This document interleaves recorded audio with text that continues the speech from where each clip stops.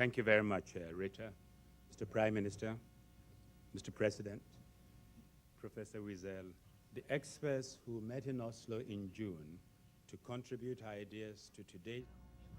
We also delude ourselves if we think that military force alone can defeat terrorism. It may sometimes be necessary to use force to counter terrorist groups, but we need to do much more than that if terrorism is to be stopped. Terrorists thrive on despair.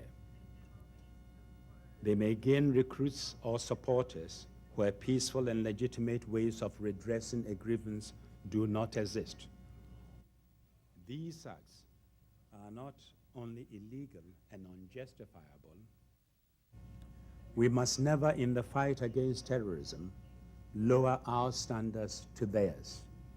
States, therefore, need to ensure that in fighting terrorists, they respect the limits which international humanitarian law places on the use of force.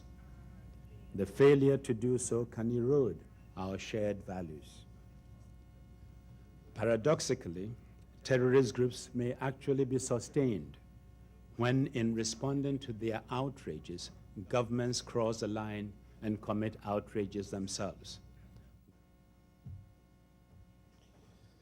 Excellencies, Mr. Secretary General, distinguished participants, ladies and gentlemen. The victims of terror, as well as future generations, deserve nothing less than our total commitment in fighting terrorism. Children must be taught tolerance and not hate. Religious leaders must be guided by compassion and respect. And governments must satisfy the needs and rights of their citizens. By shedding new light on the roots of terror, we will help developing more effective measures in fighting terrorism.